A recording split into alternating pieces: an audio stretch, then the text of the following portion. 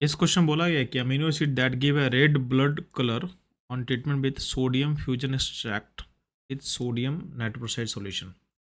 Basically आपके Lassaigne test से लिया हुआ है। सोडियम नाइट्रोक्साइड का फॉर्मूला क्या होता है? Na2 FeCN all 5NO। ठीक। अच्छा, इस सोडियम नाइट्रोक्साइड में अगर आपके पास सल्फाइड आयन रहेगा, सल्फर, इसमें आपका एक कॉम्प्लेक्स बनता है FeCN होल 5NOS-4। ये होता है पर्पल कलर, इसको आप रेड मान सकते हो। ठीक है।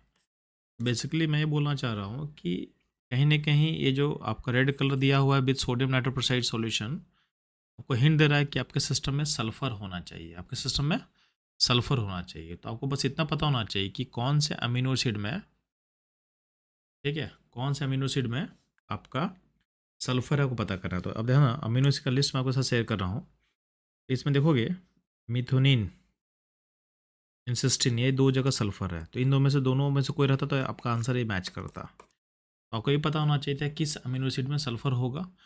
ये जो क्वेश्चन है कहीं ना कहीं आपके अमीनो एसिड के लिस्ट से लिया हुआ है। तो अगर आपको लिस्ट याद रहता प्रॉपर तभी क्वेश्चन बनता। तो कोई क्वेश्चन का लेवल जो होगा इसको हम डिफिकल्ट में काउंट करेंगे। हाँ, अगर आप पास ईयर पेपर को एनालाइज करते जेईई मेन का, उसमें कहीं ना कहीं इसका क्वेश्चन आया हुआ है, तो ये क्वेश्चन आपके लिए आसान होता। नॉर्मली आप लोग जेईई मेन के पेपर को टच नहीं करते हो, ये क्वेश्चन आपके लिए डिफिकल्ट हो जाएगा। ठीक। तो अब देखो सल्फर किस में दिया हुआ है, तो सल्फर दिया होगा मिथुनिन में।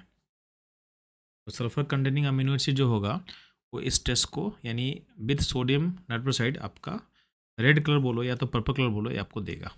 ठीक। बाकी देते हैं सीरीन, ल्यूसीन एंड थ्रेओनीन का बात करते हैं। तो सीरीन जो होता है, ल्यूसीन में देखो सिर्फ कार्बन है। ठीक है। सीरीन में देखोगे तो बस अल्कोहल दिखेगा आपको। ठीक है। और थ्रेओनाइन में भी दिखेगा तो फिर से आपको अल्कोहल दिखेगा। तो सल्फर बस सिर्फ हमको कहाँ दिख रहा है? मिथुनिन में। तो यही हमारा आंसर होने वाला है। ठीक। फिर से एक क्वेश्चन का लेवल जो आपके लिए क्या है, डिफिकल्ट है। ओवरऑल पेपर का डिफ़िकल्टी था केमिस्ट्री का, वो मॉडरेट से डिफ़िकल्ट लेवल में रहेगा। वो पेपर इजी नहीं था आज का। ठीक है। इसके लेवल को हम लोग मॉडरेट बोल सकते हैं और कुछ क्वेश्चन बोल सकते हैं डिफ़िकल्ट था। ठीक।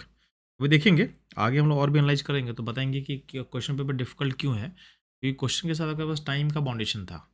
तो टाइम, चूँकि फीस का पेपर भी लेंदी आ चुका था और केमिस्ट्री के पेपर में कहीं कहीं टाइम का डिमांड किया गया था, तो पेपर थोड़ा डिफ़िकल्ट है। ठीक।